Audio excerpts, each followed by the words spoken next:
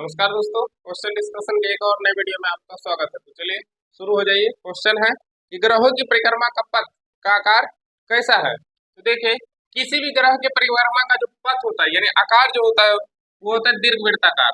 दीर्घवृत्ताकार। जैसे सूर्य के चारों तरफ पृथ्वी चक्कर लगाता है और ये पृथ्वी जो चक्कर लगाता है उसका पथ जो होता है वो दीर्घवृत्ताकार होता है।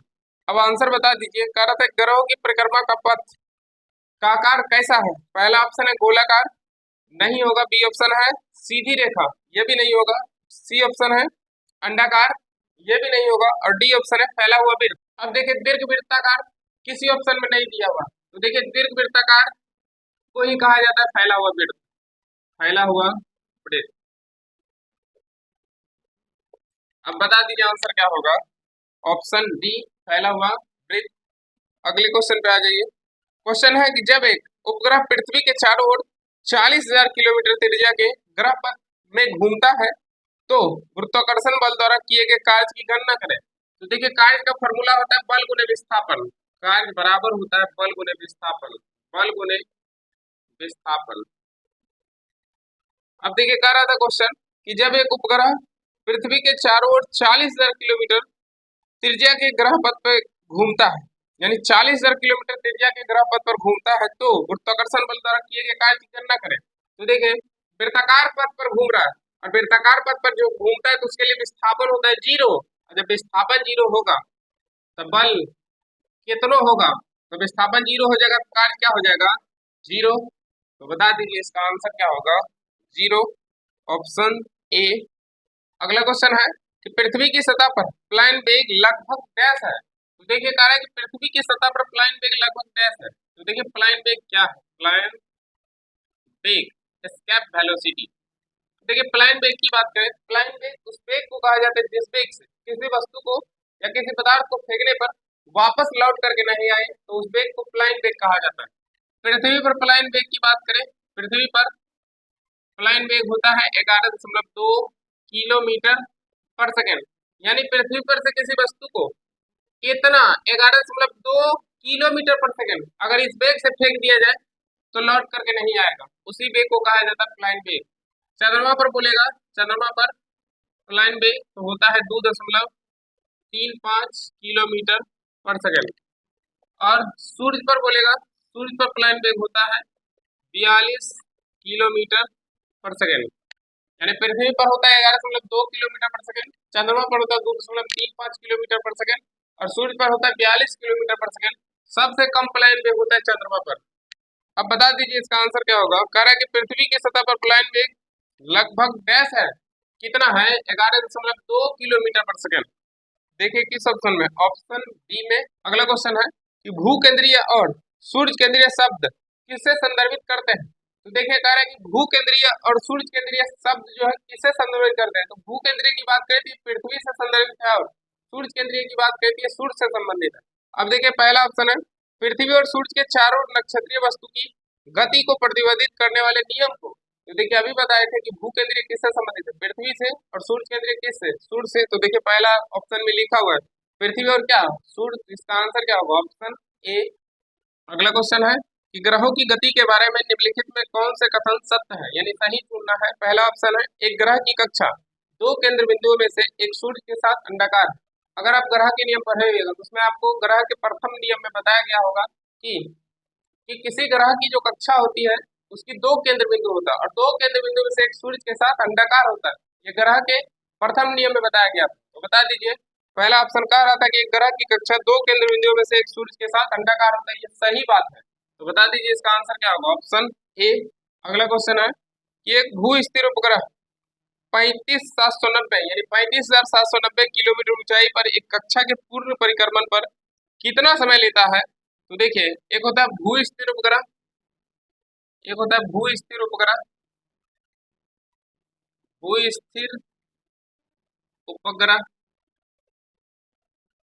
और एक होता है ध्रुवीय उपग्रह, ध्रुवीय उपग्रह।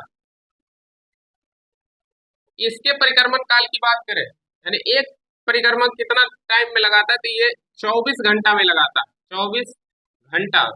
और इसके परिक्रमण काल की बात करें तो ये इसका होता है 84 मिनट।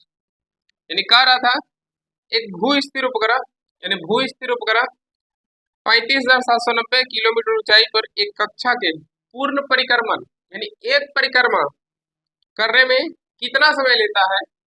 तो 24 घंटा लेता है। ये भू स्थिर उपग्रह। और ध्रुवीय उपग्रह की बात करें तो एक परिक्रमा करने में 84 मिनट लगता है। तो बता दीजिए इसका आंसर क्या होगा? 24 घंटा, ऑप्शन बी। अगला क्वेश्चन है कि आकार में बदलाव के कारण शरीर द्वारा प्राप्त ऊर्जा को कहा जाता है? प्रत्यास्थ स्थितिज ऊर्जा कहा जाता है। प्रत्यास्थ स्थितिज ऊर्जा, प्रत्यास्थ स्थितिज ऊर्जा। यानी कह रहा था कि आकार में बदलाव के कारण शरीर द्वारा प्राप्त ऊर्जा को कहा जाता है प्रत्यास्थ स्थितिज ऊर्जा। देखिए किस ऑप्शन में है? पहला ऑप्शन है गुरुत्वीय स्थितिज ऊर्जा, नहीं। बी ऑप्शन है प्रत्यास्थ स्थितिज ऊर्जा। इसका आंसर क्या होगा? प्रत्यास्थ स्थितिज ऊर्जा, ऑप्शन बी। अगला क्वेश्चन है कि जब आप एक कॉइल स्प्रिंग को कंप्रेस करते हैं, कंप्रेस का मतलब होता है दबाना, यानी दबाते हैं तो आप उस पर काम करते हैं, तो प्रत्यास्थ स्थितिज ऊर्जा क्या बढ़ती है उसका? यानी जब आप कॉइल या स्प्रिंग को खींचिएगा या दबाइएगा, यानी कंप्रेस करिएगा या खींचिएगा, दोनों स्थिति में उसका जो स्थितिज ऊर्जा होगा वो बढ़ेगा। तो बता दीजिए इसका आंसर क्या होगा? बढ़ती है, ऑप्शन सी।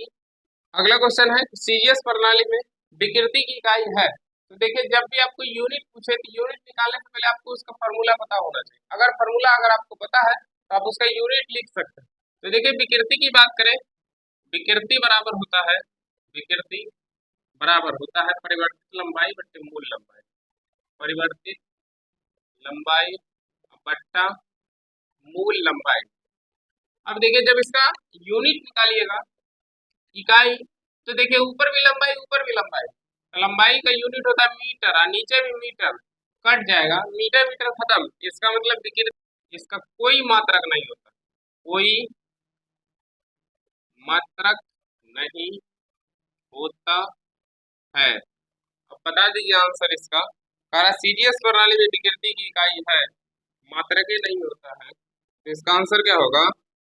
कोई इकाई नहीं, ऑप्शन सी। अगला क्वेश्चन है कि बिना भंजन के पदार्थ की विकृत होने की योग्यता कहलाती है। तो देखिए बिना भंजन का, भंजन का मतलब होता है टूटना, बिना भंजन के पदार्थ की विकृति, विकृति का मतलब होता है परिवर्तित होने की योग्यता कहलाती है, यह होता है सुघट्टपन, सुघट्टपन। इंग्लिश होता है प्लास्टिसिटी, प्लास्टिसिटी। तो बता दीजिए इसका आंसर क्या होगा?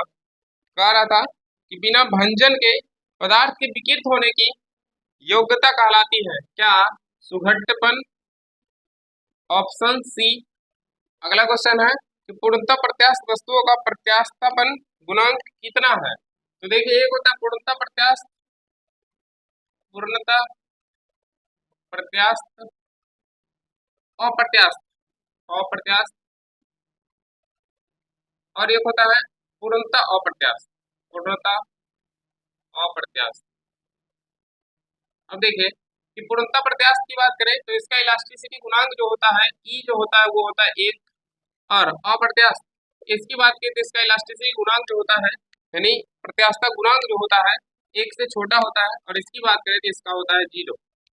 यानी पूर्णतः प्रत्यास्थ की बात करें तो ई बराबर 1, यानी प्रत्यास्थता गुणांक जो होगा 1 के बराबर होगा, और अप्रत्यास्थ होगा तो प्रत्यास्थता गुणांक जो होगा 1 से छोटा होगा, और पूर्णतः अप्रत्यास्थ होगा तो क्या होगा? 0। बता दीजिए आंसर। करता पूर्णतः प्रत्यास्थ वस्तु, पूर्णतः प्रत्यास्थ वस्तु का प्रत्यास्थता गुणांक कितना है? 1। देखिए किस ऑप्शन में है? ऑप्शन सी में। ये डिस्कशन आपको कैसा लगा है कमेंट करके जरूर बताइएगा। अगर आपको अच्छा लगा होगा लाइक कर दीजिएगा, सब्सक्राइब कर दीजिएगा, दोस्तों के साथ शेयर कर दीजिएगा, और हम ऐसा ही आपके लिए अच्छे अच्छे वीडियो लाते रहेंगे। तो चलिए इस वीडियो के लिए इतना ही, मिलते हैं बहुत जल्द नेक्स्ट वीडियो में, तब तक के लिए